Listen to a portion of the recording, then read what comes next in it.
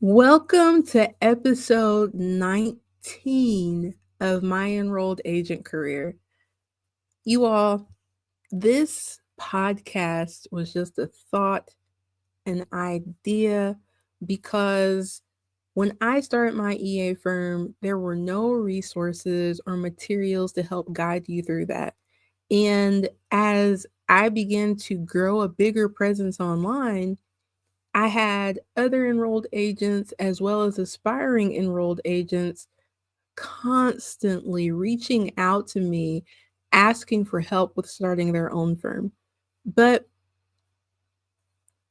the enrolled agent license actually opens up the door for tax entrepreneurship more than the CPA license.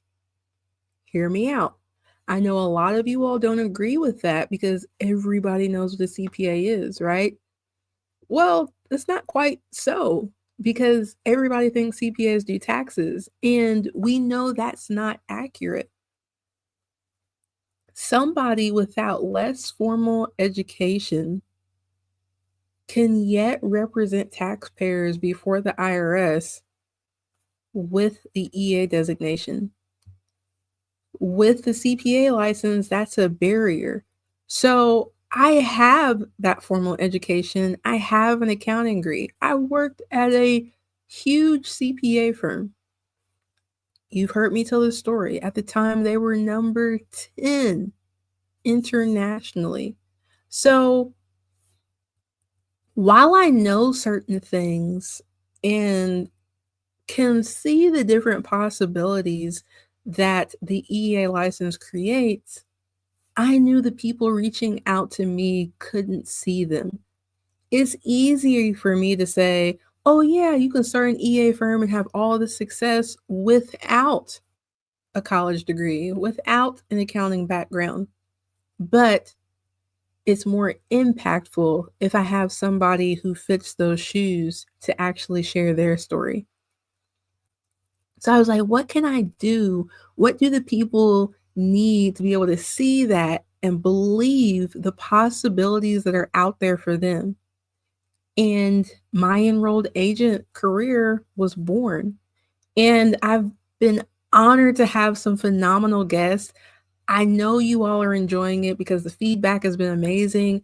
It's been a blessing to me because I've gotten some reminders along the way. But I wanted to hit 31 episodes before the year ran out, and that would be season one. And I did the initial 3 solo. We've had amazing guests from Jessica Smith all the way to Katrina Martin last week. But it fell back on my heart. What do the listeners need? They've had these episodes to inspire them, but they need to know what the next steps are in pursuing this for themselves. So, in today's episode, I'm your special guest. All right. So, I'm going to do a training tonight on how to start an EA firm. It's going to be brief, it's not going to be as long as the class. And I do want to give this disclaimer. One, I am going to invite you to something at the end.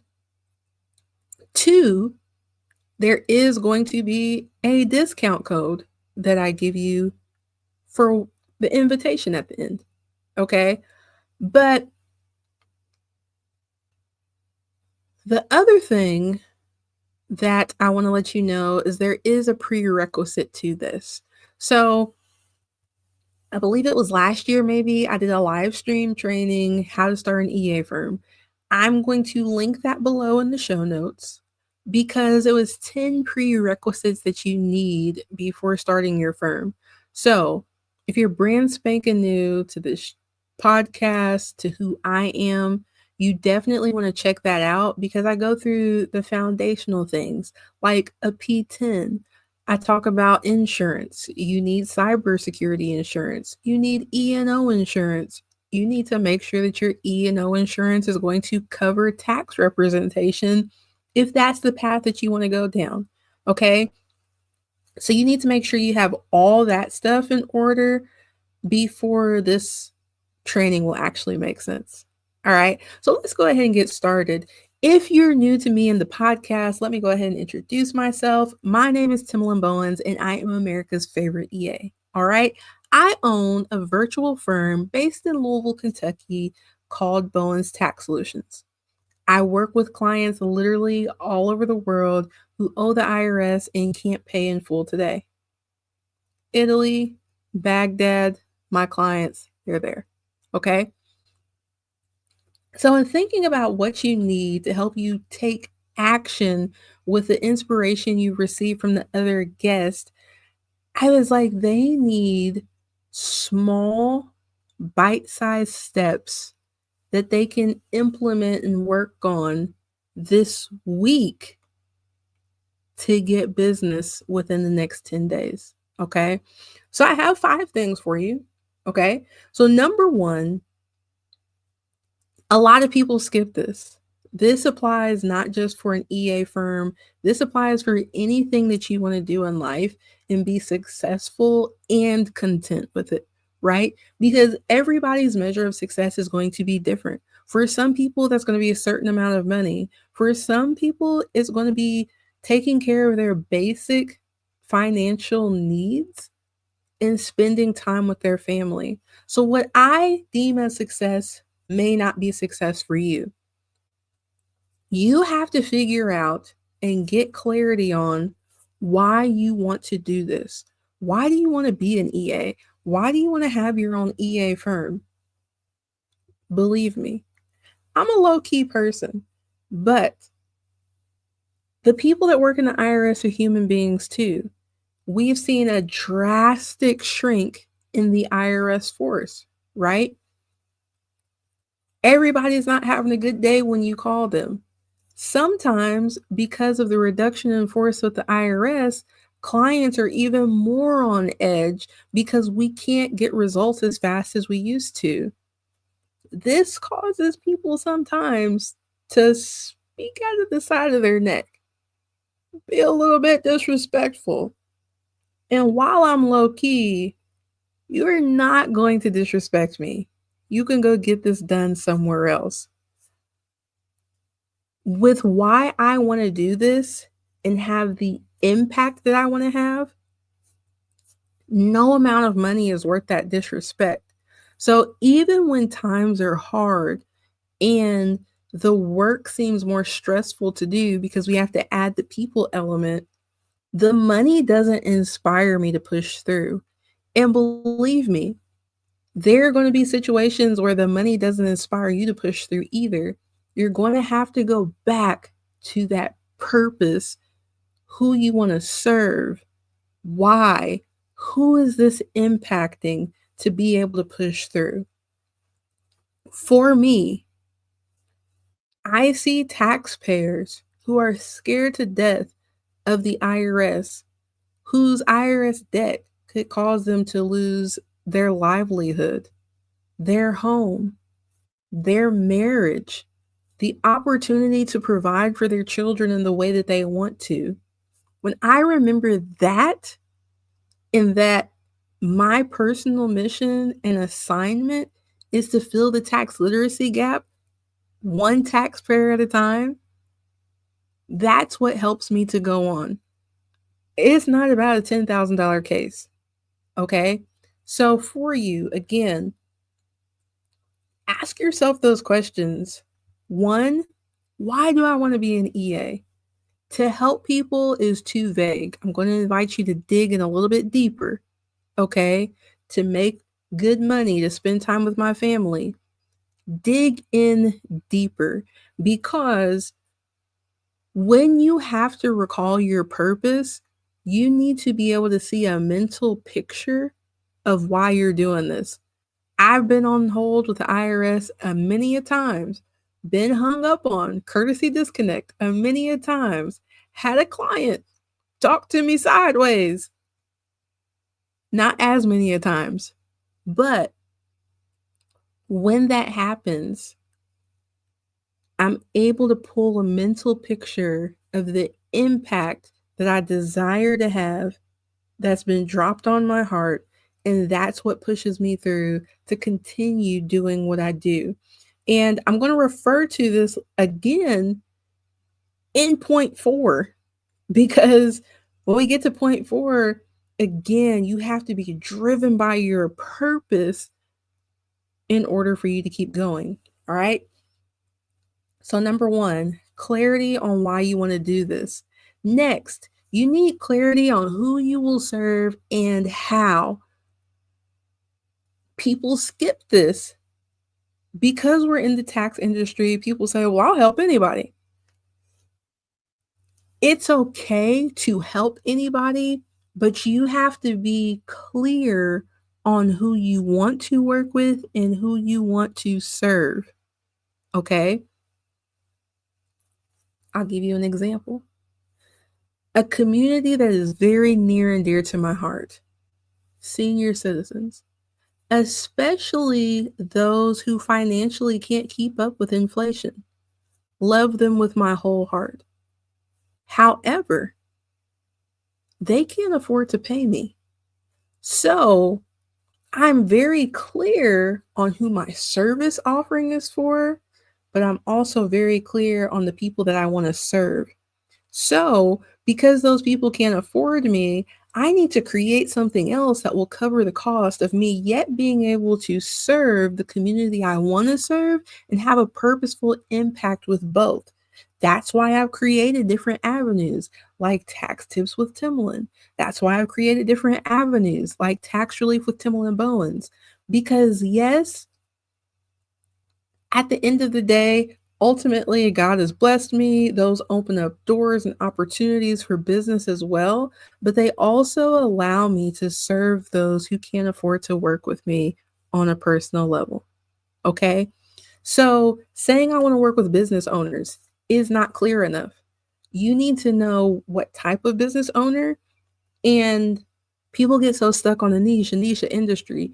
It doesn't necessarily need to be a niche as in what they do. It needs to be a niche of how they think, how they move, what they care about. If you notice, if you've paid attention to my marketing for taxpayers I work with, I don't have a niche of a certain industry. Now, I don't think anything is wrong with that. It allows you to specialize, right? However, I've taken a step back. Sorry, I didn't mean to back up from my mic, but I've taken a step back and I'm not marketing to business owners for tax preparation anymore. I haven't done bookkeeping in almost 10 years. Praise God. No offense to those of you who enjoy doing it. But what I've done is I've focused on tax representation, which allows me to effectively serve a bigger audience of business owners because I'm not looking at the ins and outs of how to save them on their taxes. I'm looking at the ins and outs of how to save them from paying more than they have to in penalties and fees. I'm looking at how to save them, if legally possible, where they don't have to pay this whole debt back. Okay. So, with that, I'm thinking about business owners I've worked with. I'm thinking about who did I have the biggest emotional connection with? Who seemed the most grateful? I want you to think about those same things. And maybe you're just starting out and you're like, well, I don't have a database Rolodex of clients to look at to say, hey, I like them. I really couldn't stand working with them. That's okay. Think about your personal life, because what I realized happened for me, I thought about who I like to work with, who I like to learn from, what type of people I like to teach, who do I like to interact with. And you know what? There's a common theme between those people and the people that I work with in the tax representation world. So when I think about those things, I say, okay, what problem are those people having and when do they typically have it? So again, if you notice my personal marketing, I am working with first generation entrepreneurs who owe the IRS 6 figures or more.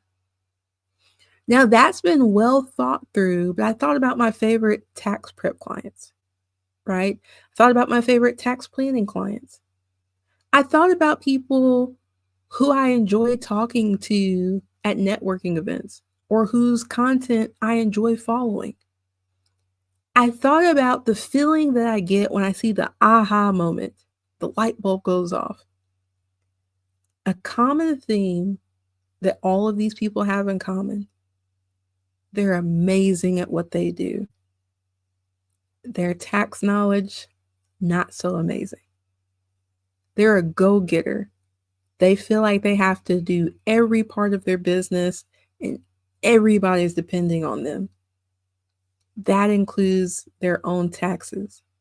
They have 3 to 5 phenomenal years and now they owe over 6 figures and they're ashamed to reach out to somebody. Boom. I have first generation entrepreneurs because these people don't have a relative that they can get the money from. They don't have anybody that showed them the way. Those are the people I can speak their language and I know because I went outside. I didn't stay online. I've talked to these people. I've talked about their problems.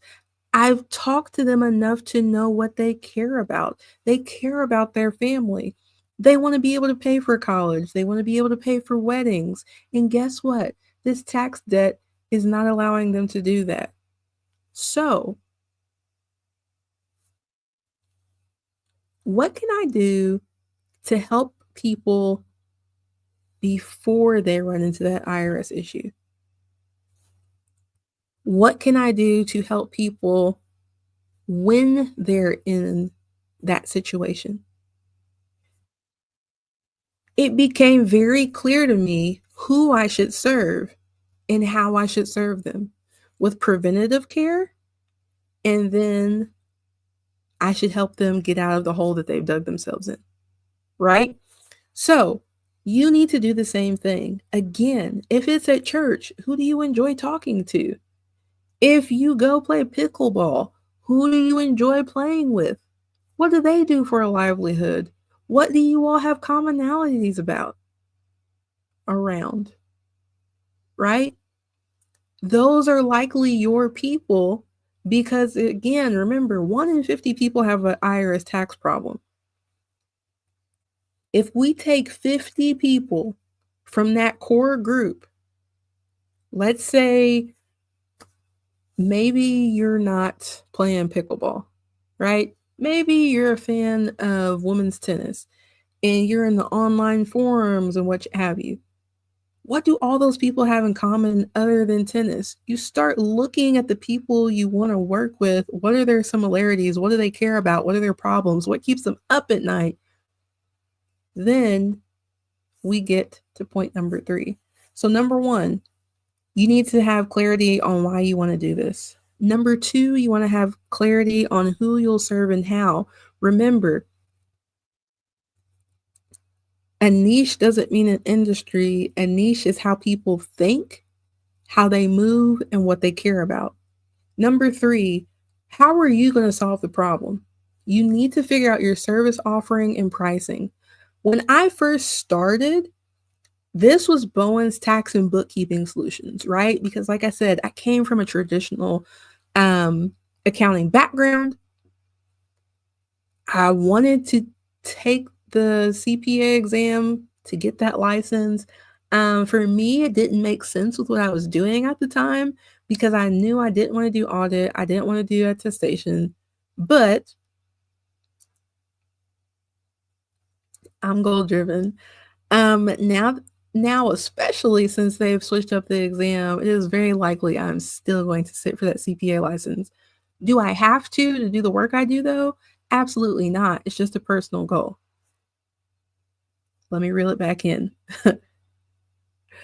Service offering and pricing. So with me, it's crazy. Even back then when I started Bowens Tax and Bookkeeping Solutions, I wanted to work with small business owners. I said, okay, crazy again saying this out loud because I took myself through this mentally.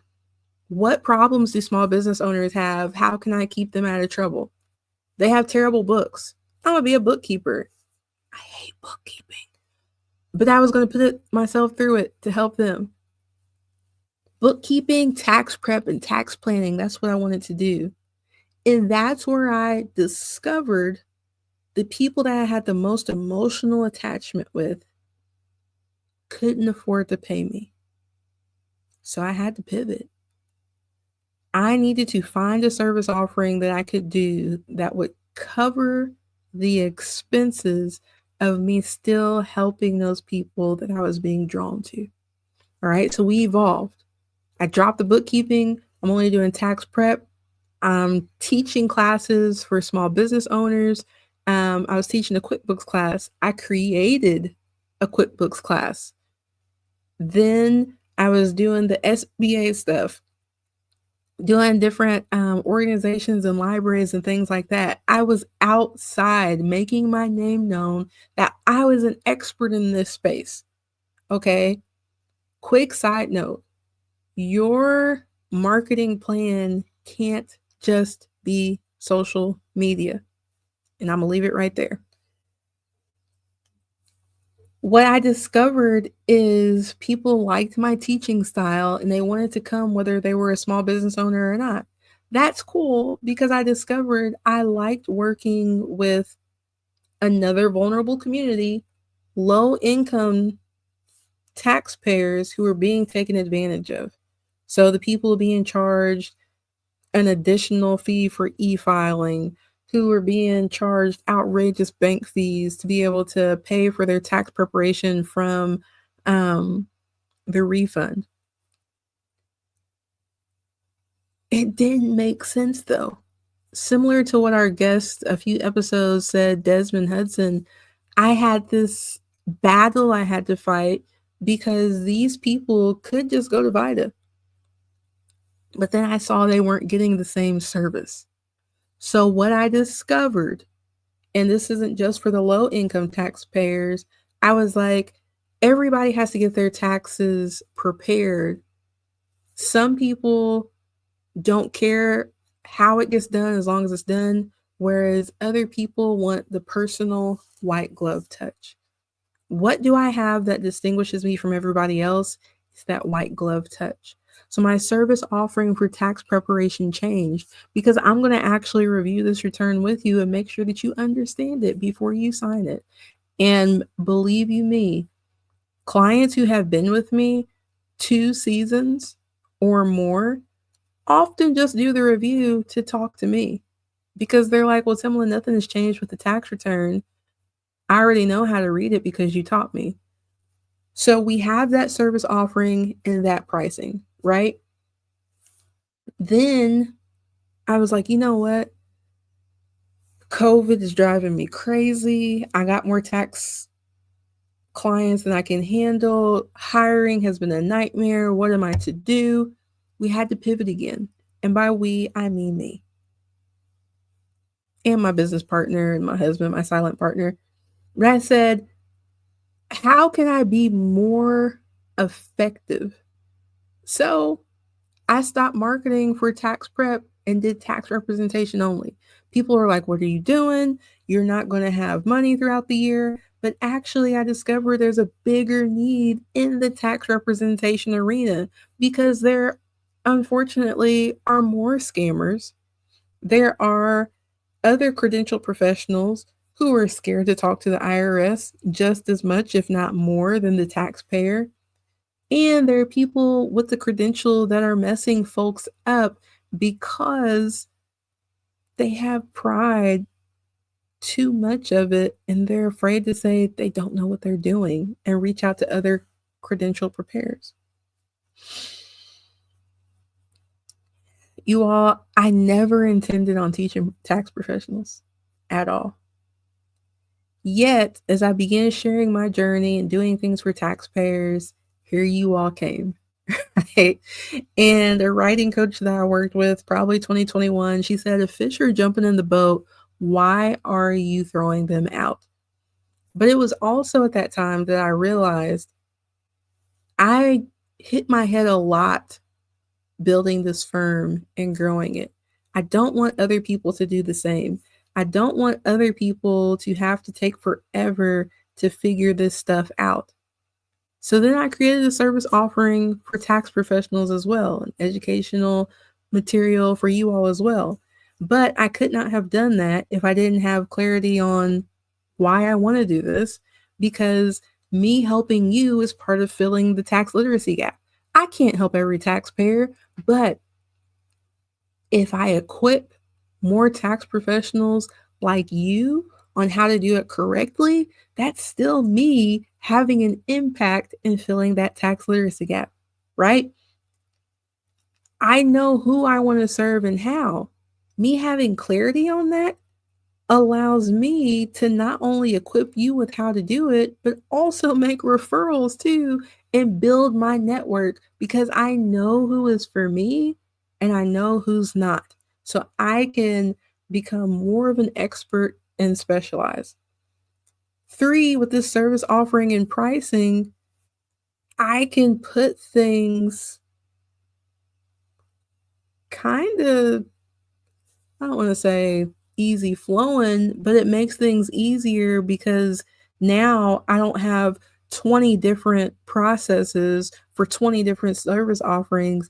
I can become phenomenal at what I do, just like the people that I serve. Okay. Having clarity on those 3 things is an amazing feeling. Number 4, you have to have a marketing plan, but not just a plan. You have to have a strategy as well so that you can implement that plan. Listen, Mike Rosbrook, I used to be part of his community. I still give him his due. That's Uncle Mike, right? He said it best: within marketing, one is the loneliest number. That's absolutely 100% true.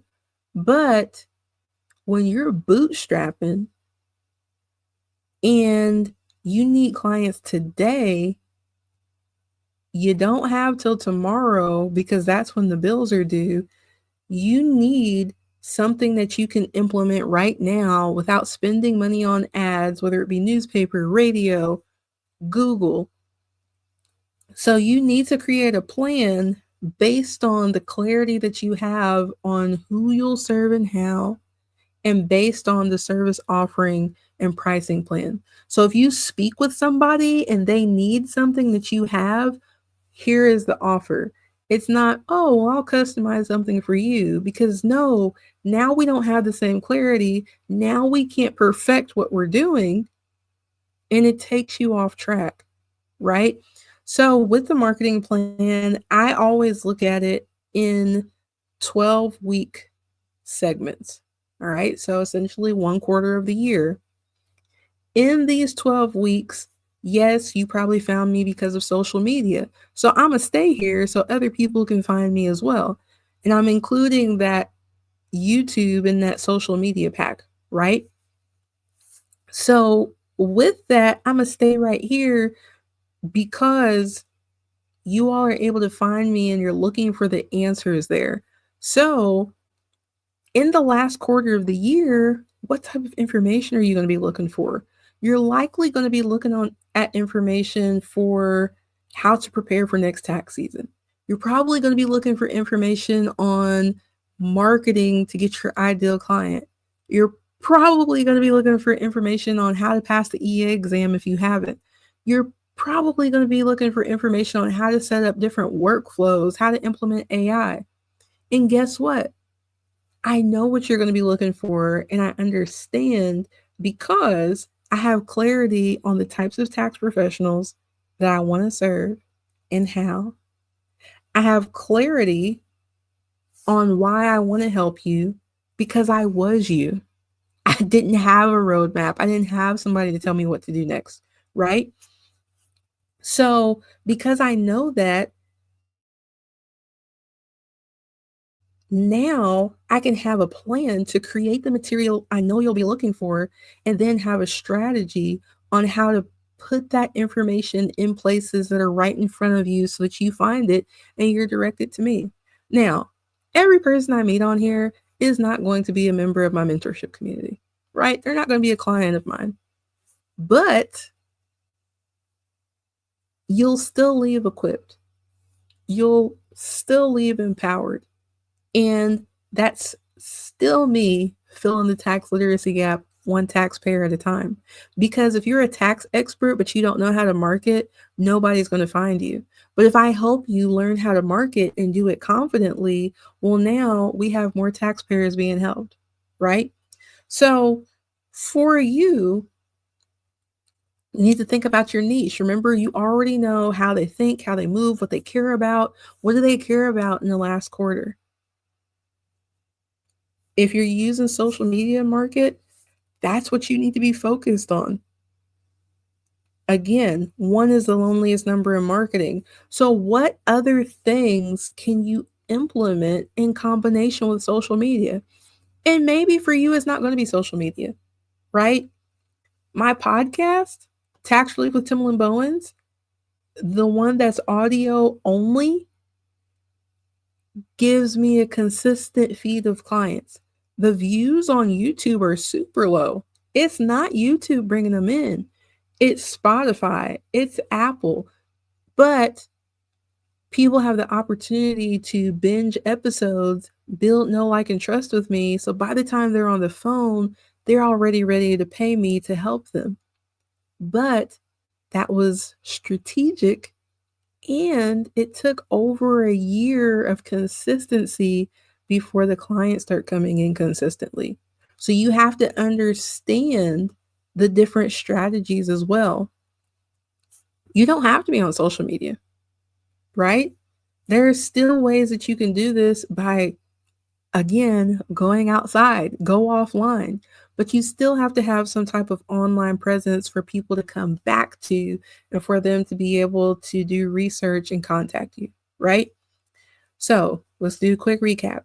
One, you need clarity on why you want to become an enrolled agent and have your own firm, if that's your desire. Two, you need clarity on who you'll serve and how. Number three, you need to have a clear service offering and pricing. And don't feel bad. You don't have to do the same thing forever, right? I told you all when I started out, I was doing bookkeeping, I was doing tax planning. I've evolved, I've gained more clarity. You'll do the same. Maybe you are offering the same service, but the offering will evolve and change. So don't feel locked in. I will say this though, if you choose something, ride it out. That means don't start with an industry, start your marketing, it's not working, and then switch to something within 2 months. That's not writing it out. Nothing will work if you do it that way. Okay. Same with your marketing. You can't do a marketing strategy, make 7 posts, do 7 podcast episodes, and the phone's not ringing off the hook, so it's not working. That's not how it works. All right. You need to create a marketing plan and strategy to implement that marketing plan. And last but not least, every guest on this podcast has said it, and I've paid nobody to say it. You need community. Iron sharpens iron. Let's be clear, nobody can make you do anything. So I don't like the word necessarily when people say, I need somebody to keep me accountable. Because at the end of the day, I'm a grown woman. You can't make me do anything. I can't make you do anything.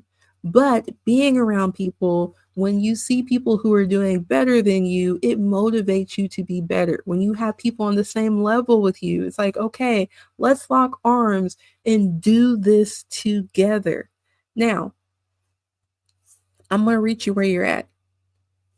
If you are interested in joining a free community, I do have How to Start an EA Firm right on the website. I have it linked in the show notes where you can come and be part of a free community. Now, I put prompts in there, I have competitions in there, I'm in there, but it's not going to be as in-depth as those who join the mentorship. Now, with the mentorship, you have access to all of the classes that I've done on the America's Favorite EA platform within, I'd say, the past 12 months, right? You'll have access to the main course, How to Start an EA Firm. That's on sale for $1,000. You will have access to the back tax negotiation workshop. You will have access to Accounting 101. You will have access to the marketing classes that I've done. But it's like Netflix. As soon as you leave, you lose that access.